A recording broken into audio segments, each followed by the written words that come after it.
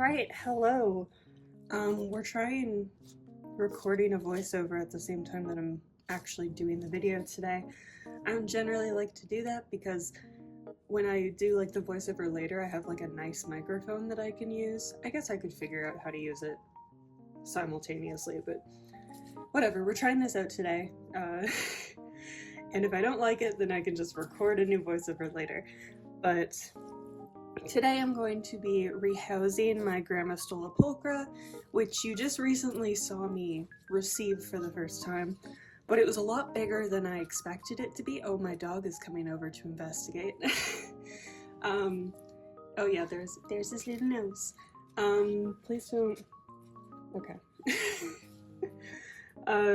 What was I saying? Oh yes, the Grammostola pulchra was a lot bigger than I was expecting it to be. I was expecting it to be like half an inch big, and it was closer to probably 2 inches. So significantly bigger than I was expecting. I was expecting to actually put it in one of the little like 3x3 cubes for mini beasts that I have, which is what I have almost all of my other tarantula slings in. But it was way too big for that. Luckily I had this like 4x4 cube that one of my other tarantulas actually came in, so I in that video you saw me put this together at the last minute. I've also since added some extra ventilation on top, but this is still too small for it. Like, it has made itself a nice little burrow in here, but like you can see there's like barely any space on the surface because it's pushed all the dirt out. It's just not ideal at all. It's still too small. So I'm going to rehouse it into this 6x6 cube, which I got off of Amazon for only like $25, by the way.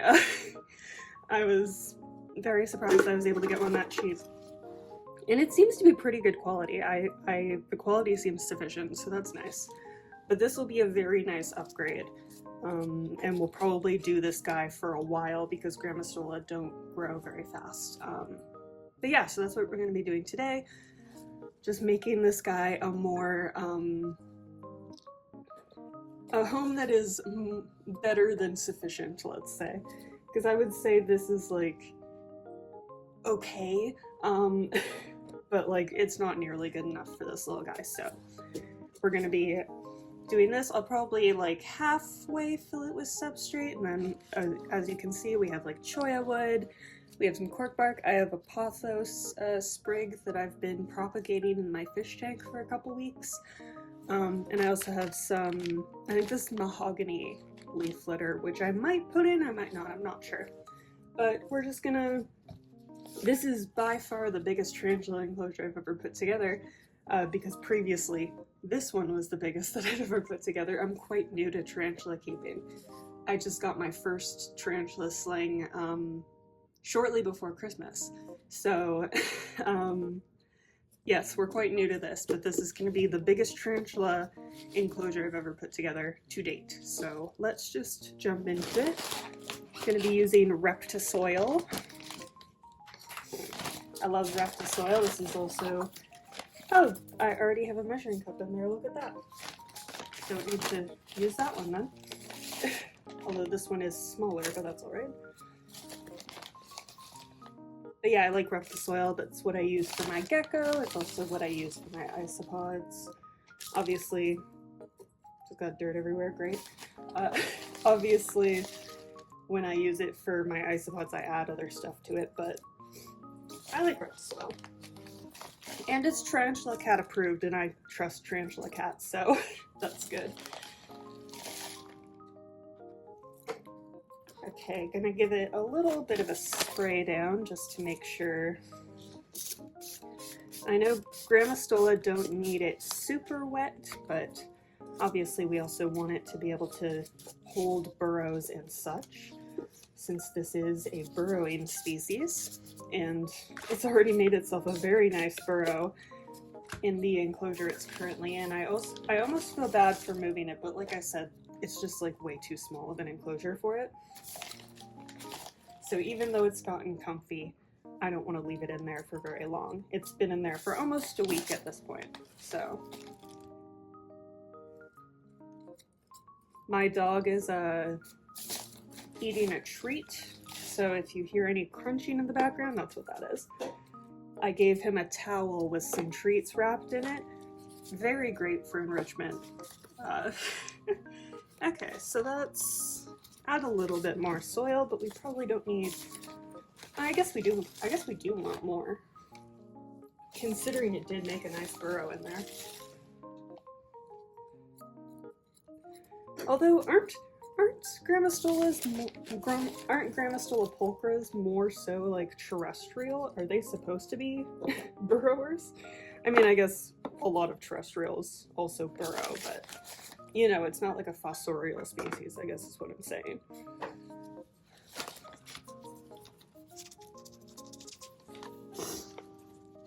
I'll do a little more than that. Maybe like 4 more scoops of substrate.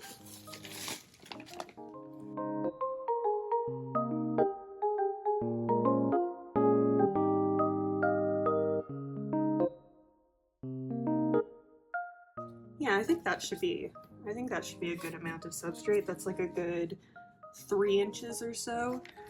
And that's already like probably an inch more than it had in here. So I think that should be good. Again, we'll just spritz it a little bit. There we go. Okay, so this is the front. So, put in, I might need to break this a little bit actually, 1 second.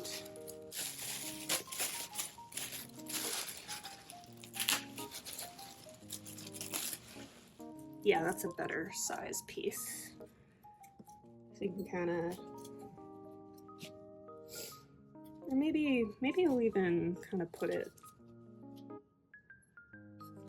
because I don't think it's really going to use the cork bark in its current enclosure. It just like dug, you can kind of see it kind of like, maybe you can't see, but it kind of like dug around because there is a piece of cork bark in there. You can see like the bottom of the cork bark right there.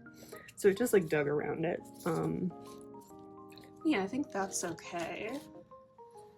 I don't know if I'm going to use this piece of choya. I think it might be nice just to kind of add a bit more visual interest, give it some things to climb on if it wants to. I don't know. Again, I'm very new to tarantula keeping, so I'm just kind of doing what I've seen other people do and hoping for the best and adjusting as necessary. And yeah, I do think I want to try this plant. I don't know if it's gonna survive in here. I'm not great with plants. I have the opposite of a green thumb. Actually, I've been pretty okay with plants lately. I do have a couple succulents that I've had since like 2018, I think, 2019. Pretty proud of that, because prior to that, I could not keep any plants alive. But apparently I can keep succulents alive, so you know, that's good. Yeah, maybe just kind of... I'm also very indecisive, you'll come to see. As you get to know me through this channel, you'll come to see that I'm a very indecisive person, so...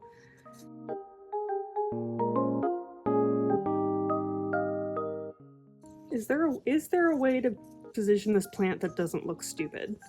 That's the question I have to answer here, because it's currently looking kind of stupid.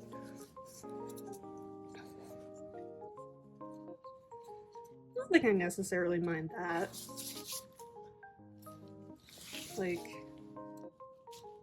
I don't think I necessarily mind that, and again, it just kind of, again, I haven't said this yet, it just kind of provides more cover for the tarantula, stuff like that, so I think that's okay. I think that's good.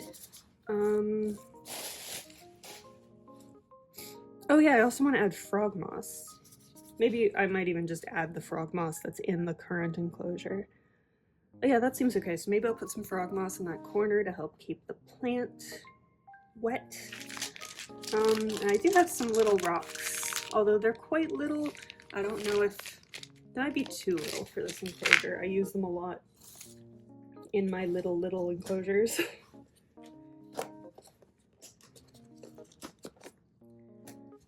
Along with these little mushrooms, which I love. But yeah, let's take out this moss and just whack that in the corner here to add some greenery.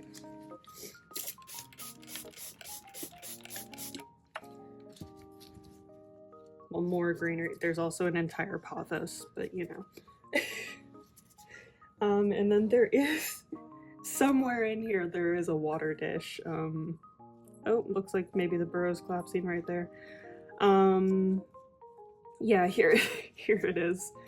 These are just, I use these little, like, silicone bottle caps to feed my gecko, my crested gecko. I'm gonna go grab one that isn't full of dirt. Alright, we're going with a green one. So yeah, just, I put it, or maybe I'll put the cholla wood kind of up a little bit.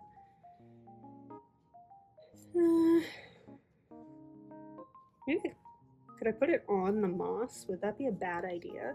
No. I don't know. Where do I want to put this? Like, this corner would probably be ideal, but then I don't know. I might just put it on the moss, honestly. And if that is a bad idea, then I'll figure that out later and I'll fix it. Yeah, I think that's a pretty okay enclosure. I like it. I think it's nice. And more importantly, it's just a lot more space. So now I'm gonna try to get this guy out of here without him freaking out. The baby is a little skittish. Oh, I see you. I see you. Hi. Hey, come here. Oh, there we are. There's the pretty baby. The pretty dirt-covered baby. So yeah, that's my little Grammostola pulchra. Hi, baby. You are looking skinnier than you were when I got you. You need a meal soon. I think I was planning on feeding them tomorrow, so... Why are you stumbling like you're drunk? Oh, I'm sorry. I'm sorry. Did my laugh scare you? Hey, hey, come here. It's okay. I know you're scared. I know. It's okay. It's alright, little one. Here, can you just get to a position that's... Yeah, get on my fingers and then you can go in. There you go. Or you can go that way, I guess. That's fine too. Come on. No? Come here. Come here. Come on. Yeah, you need a meal soon. Feed you tomorrow. Go on in there.